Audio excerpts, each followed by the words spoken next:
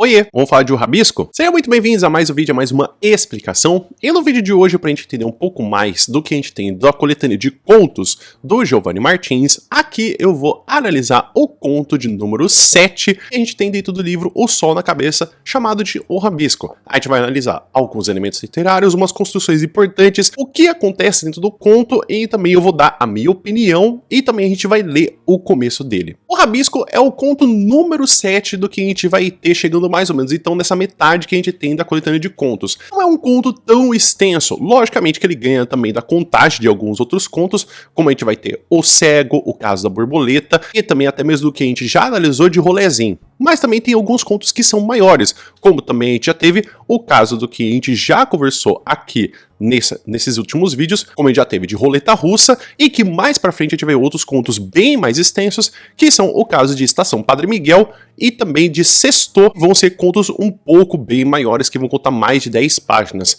Aqui eu acho que o mais importante a gente poderia analisar de algumas coisas que podem fazer com que a gente tenha tanto de elementos literários como construções importantes, pensando do que a gente tem dessa ideia do rabisco, mas também pensar como a gente tem toda essa jornada pessoal dentro da personagem principal. Rabisco, picho, grafite é o que a gente vai ter como um crime que realmente é uma infração leve que vai acontecer nos grandes centros urbanos. Ele nasce no período do que a gente vai ter aqui no Brasil, como a gente consegue perceber pessoas praticando ele, no período da ditadura militar, com também inclusive a frase bem famosa de abaixa a ditadura como um elemento de revolta. A gente precisa entender que depois do fim da ditadura militar, a gente tem essa posição desse tipo de arte ou desse tipo de infração ou até mesmo desse tipo de crime que hoje em dia é intitulado como crime, para a gente poder falar de outros tantos tópicos. Então a gente vai ver que o picho ele trabalha muitas das vezes como uma forma de tentativa de ocupação dos grandes centros urbanos com um grande dilema, que é: os pichadores, eles querem ocupar uma cidade que é um direito democrático de todas as pessoas e é de você conseguir utilizar tudo que você pode da cidade, mas também vai para um outro ponto, que é dos moradores que vão contra eles, achando que isso deixa a cidade muito feia ou que inclusive que eles são ladrões. E se você quiser dar uma olhada também nas anotações e de tudo que eu falei a respeito desse conto e dos outros contos, você pode dar uma olhada aqui embaixo desse vídeo, ou você pode escanear esse código QR na tela com a câmera do seu celular para ver o que eu tenho de adição desses contos que estão dentro do livro O Sol na Cabeça. O conto já começa com uma interrupção falando que não era para ele estar aí e que ele já começou a ouvir as pessoas falando para pegarem o ladrão. Eles já estão começando a ficar de saco cheio tanto dos moleques de pichação, assim como ele também estava ficando e também toda a cidade já estava ficando, que eles estavam fazendo um rolê que apareceu cerveja, apareceu erva, lata de tinta e lata de cerveja para começarem a pintar. O problema é que o Fernando estava tentando aprender a ter um novo relacionamento com a cidade desde o nascimento do seu filho chamado Raul. Desde que ele nasceu, ele sabia que ele ia ter que deixar aquela vida a qual ele desde adolescente treinou para poder conseguir se tornar um grande nome, com vários apelidos que ele vai ter, desde Loki e Maluco de Exposição, só que ele acha que ele precisa ficar vivo para poder ter o Raul. As pessoas chamam ele de pau mandado, ele até pensa que seria melhor pichar nas partes mais embaixo, mas aí que ele pensou que era uma morte muito pior quando você tinha que pichar por baixo e não quando você tivesse que escalar que nem ele. Ele tava com os reflexos em dia, ele percebe que os outros moleques de tinta já tinham ido embora e ele começa até a ouvir uns tiros pro alto tentando ver da onde que tava saindo aquilo. Ele não ia roubar, esse é o problema. A gente tem que dentro desse conto se mostra uma aproximação entre o que é um ladrão que está tentando roubar alguma coisa, ou a gente tem um pichador. Ele não queria roubar nada, ele queria deixar um presente. Ia ser uma frase dos Racionais que tinha como a gente ter o pesadelo do sistema, não tem medo da morte. Seria uma homenagem a outros amigos também que estiveram no mesmo trampo de pichação, como uma homenagem para eles também de ocupação da cidade. Só que ele descobriu e também percebeu que ele não ia conseguir pichar. Ele tentou fazer com que se esperasse o pessoal e sair e sumir dali, para que ele também conseguisse sumir dali. Seria um empate das duas partes. Ele entendia muito bem que a polícia e os moradores ficarem procurando os pichadores fazia parte do jogo e era uma parte essencial, porque sem eles para procurarem e sem eles para poder ter essa emoção, de nada ia valer muito a pichação. Logicamente que ele tinha a vontade de ser eterno, ele queria ser ficado para a memória de muitas pessoas, como ele também ouvia de tantos outros pichadores. Só que a criação e também o aparecimento do seu filho fez com que ele mudasse muito a perspectiva. Ele queria, de fato, continuar com a pichação, mas ele tentava até fugir fugir de canetas para não ter esse desejo novamente, só que ali estava ele novamente fazendo a pichação.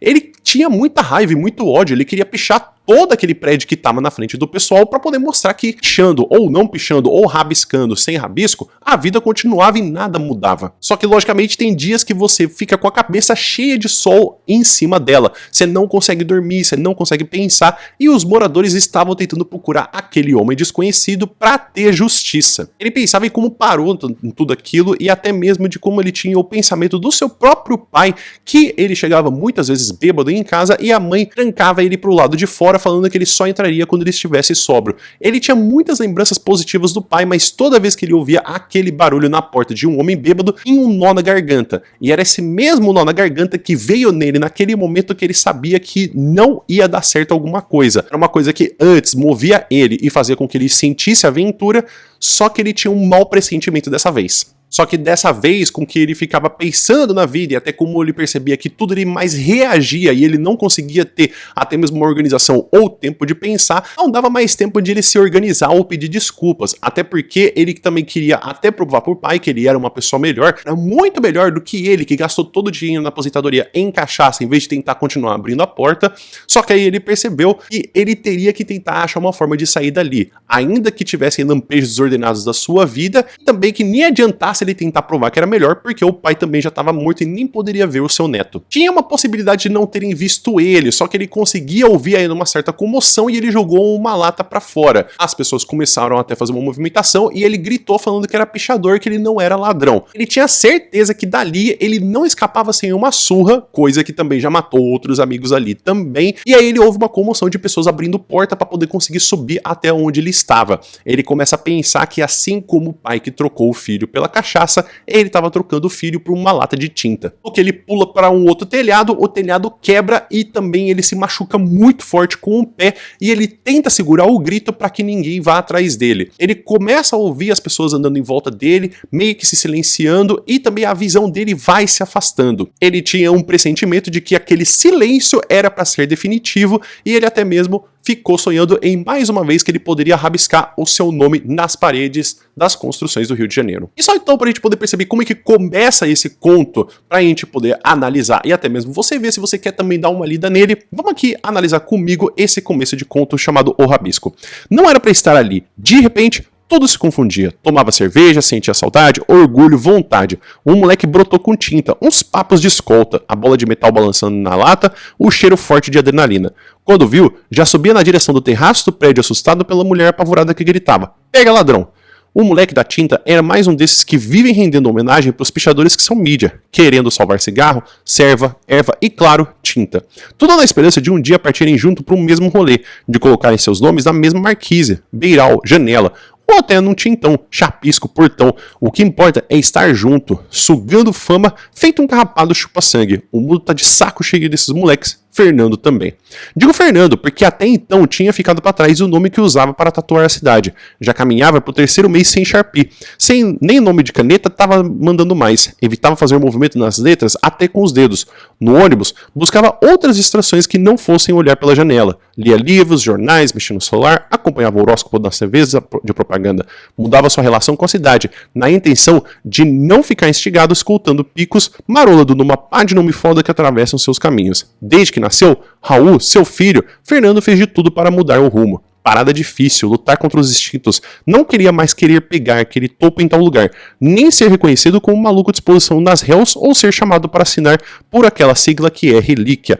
Queria mesmo se preocupar com a cria, em se manter vivo, presente, mas para isso ele sempre soube precisava deixar o Sharpie de lado, deixar morrer o personagem que ergueu com cara e coragem. Ou então, no mínimo, se arriscar menos, pegar as paradas no baixo, fazer um rolê mais tranquilo, o que no fim das contas significa uma morte muito pior. Então aqui a gente percebe como toda essa organização do que a gente tem da história vai acontecendo como interrupções, que é uma característica muito forte de literatura. A gente não tem contações de história ou até mesmo histórias da literatura que falam de um dia que acontece como todos os outros. A gente sempre tem uma interrupção do que era para acontecer. Logicamente a gente tinha aqui um costume do Fernando de ser pichador e sair para pichar, mas que ele foi interrompido essa monotonia porque o que aconteceu de diferente ali é que ele tinha parado e ele resolveu voltar. Então aqui a gente não tem como um grande ponto como a gente teria essa recaída ou até esse colapso que ele tinha parado e ficasse ali, mas de perceber que a gente tem que aquele dia era muito especial e muito específico para ser apenas mais um dia de picho. Então a gente percebe que nesse conto a gente tem vários elementos do que tem como característica da figura do Giovanni Martins como literatura marginal, assim como a gente também tem a representação da favela e também desse desajuste, dessa desorganização e dessa angústia de ser que é muito característica no livro todo, que aqui a gente vê muito claro com o Fernando. Os elementos literários são muito importantes quando a gente vai ver essa obra. Inicialmente a gente tem como foco narrativo para poder simpatizar. A gente percebe que mesmo que a gente tenha uma personagem que está cometendo um crime, a gente vê que aqui a gente consegue entender o que tem, do que ele quer fazer, por que ele está fazendo. Não é simplesmente que ele está fazendo isso porque ele não considera a vida. A gente percebe, ele tem o amor pelo filho, ele tem também o mau exemplo do pai que ele não quer seguir, ele tem todas essas percepções, mas aqui a gente consegue entender por que ele está fazendo tudo aquilo. É uma vontade que vem de cima dele que ele não consegue explicar. É como a gente consegue analisar que não é sempre por uma forma muito fácil que a gente consegue explicar ações e atitudes, que é porque todo ser humano é racional. Não, todo ser humano é muito mais emocional e se leva pelas emoções porque isso é uma coisa humana de se fazer. Além disso, de uma forma muito curiosa, talvez, eu não sei se foi feito de uma forma proposital, mas que talvez seja uma característica muito interessante de a gente perceber que a gente tem aqui toda uma jornada do herói. A jornada do herói é mais ou menos do que a gente tem, que pode variar de local para local ou de ideia para ideia, mas a gente tem mais ou menos uma percepção do que a gente tem, da formação do herói, assim como a gente também tem dessa amostra do desafio, assim quando ele entra em primeiro contato para poder fazer esse desafio heróico, depois ele se recolhe, aí ele vai para um desafio, depois ele vai para um desafio maior, e aí depois tem o retorno dele. Para muitos heróis, quando a gente olha para o clássico e o herói clássico, a gente tem ele como sempre falecendo no final, porque a morte é o desafio final, e como ele é um herói, ele passou a vida humana. Então a gente percebe que inclusive até mesmo um dos apelidos dele, que era Loki, talvez dê para associar que essa vida que ele tem do Fernando passe por todas as etapas que a gente tem da jornada do herói. Não porque a gente tem essa história realmente seguindo todos os passos linearmente, mas a gente consegue encaixar, como a gente tem o chamado da aventura, temos também essa iniciação aos atos, temos também o primeiro encontro, essa retomada de ir para a caverna escura, ele conseguiu o Elixir, mas também de perceber dessa morte que ele tem no final, consagrando ele como herói. A gente pode talvez ter ele sim sendo consagrado como herói pelos outros pichadores e talvez até pelo filho. Vai saber se o filho dele também não vai virar pichador em homenagem ao pai, como também ele queria fazer uma homenagem aos outros pichadores naquela mesma noite. Algumas construções são muito importantes também quando a gente analisa essa obra, sendo a primeira delas o picho como reivindicação do espaço urbano. A gente precisa perceber que quando a gente analisa o picho, a gente pode falar o que bem entender. Feio, que não dá pra entender, poderia ser outra coisa, poderia até ser um grafite, mas a ideia do picho é você ter o local, é você ocupar aquilo que não está sendo ocupado, porque a gente tem o direito democrático de a gente ter o local na cidade. Você pode até não concordar, você pode até achar que é desconfortável, mas a ideia do picho é ser desconfortável. É como você pensar que música não pode ser muito barulhento. Não tem como. Música tem que ter barulho. Então a ideia do picho é sim causar esse desconforto a você, para poder fazer com que você tenha, assim, esse desconforto de estar aparecendo aquilo ali e você olhar. Você não tem outra opção senão olhar para o picho. E também, como uma figura muito comum do que a gente tem nessa construção ao longo de todos os outros contos, é o conflito do desajuste. É perceber que o Fernando, ele tá desconfortável de não participar mais daquele universo. Lógico que a gente tem várias outras formas que a gente poderia ter desse desajuste. Nós temos, tanto em rolezinho, quanto a gente tem também na parte de roleta russa, esse desconforto de achar que você não pertence àquele local, mas que você pode ser ou coagido pelo medo do pai, como a gente tem em roleta russa, ou se não pela polícia que a gente tem em rolezinho. Isso também pode levar pelo desajuste de você querer pertencer em um local, como nós tivemos no O Primeiro Dia, e até de outros pensamentos que a gente poderia levar, como todos os outros contos que vão aparecer ainda desse livro de contos, de que estar desajustado é uma coisa muito comum.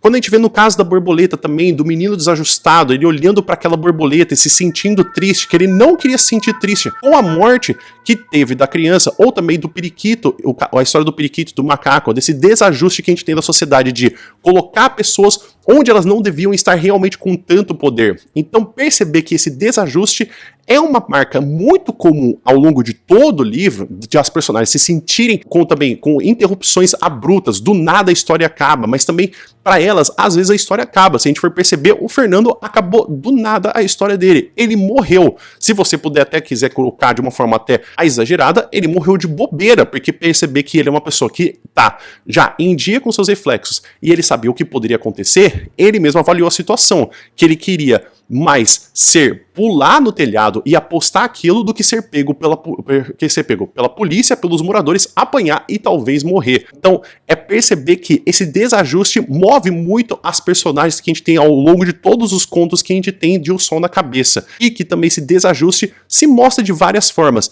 Seja pelo que a gente tem pelo enfrentamento da polícia, que a gente também tem da diferença das classes sociais, ou quando a gente tem formas mais lúdicas, como a gente teve da escola em um primeiro dia, ou senão de se pertencer, de querer fazer parte dali. E entender essa presença do que a gente tem, de como você participa da sociedade, como você participa do espaço urbano, é também colocado quando a gente vê até aqui o artigo de Sujeitos em Trânsito, Figurações do Espaço Urbano e O Sol na Cabeça, de Giovanni Martins, que a gente vai ter do Evandro Batista Siqueira, perceber como a gente tem essa análise de falar que quando a gente fala do picho, é de como a gente tem essa pertencimento, de como a gente coloca o nosso nome ali naquela cidade. É perceber que quando a gente fala do picho, sim, nós falamos de algo que incomoda, mas assim como a arte, assim como a música, assim como tantas outras coisas, o incômodo é algo que se tenta fazer para você poder conseguir levantar seus sentimentos. A gente não pode desconsiderar só pelo fato de que o picho ele é crime, mas tantas outras coisas também foram crime. O samba já foi crime, você ter um pandeiro também já foi crime. Perceber que a gente fala que os tempos mudam, as coisas mudam, a ideia do que a gente tem de grafite, de picho, de arte urbana, o que você quiser nomear, isso faz com que a gente tenha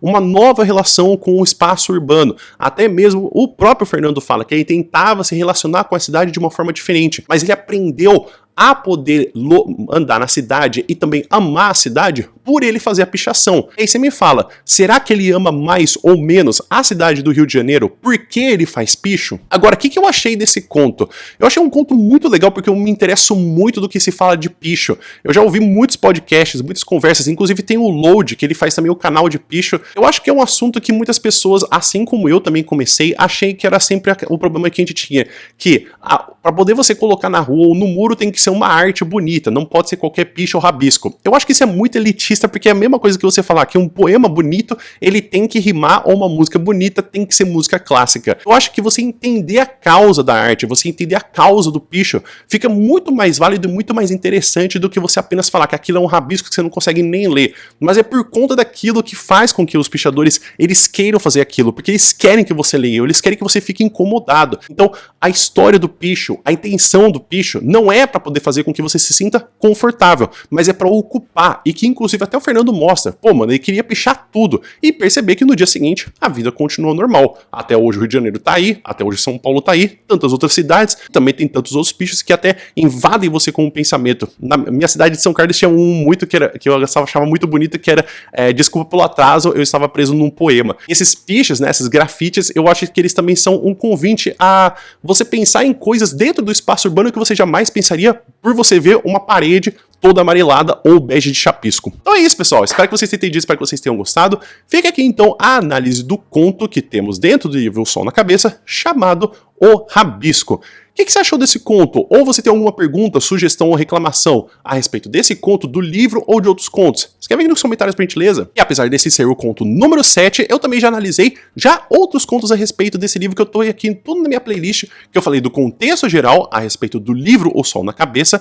e eu já falei também dos contos Rolezinho, já falei também de Espiral, Roleta Russa, O Caso da Borboleta, A História do Periquito e do Macaco. Se você quiser ver o conto anterior, tem exatamente aqui nesse vídeo do conto chamado Primeiro Dia. Ou você quer continuar seus estudos e dar uma olhada no próximo conto, tem exatamente esse vídeo, ao qual o próximo conto vai se chamar A Viagem. E a viagem, nesse sentido, a gente pode ver de uma forma um pouco física e também até meio que psicodélica. Já ficamos por aqui. Muito obrigado por todo mundo que ficou até aqui. Espero que você tenha um bom dia e a gente se vê no próximo vídeo. Até mais!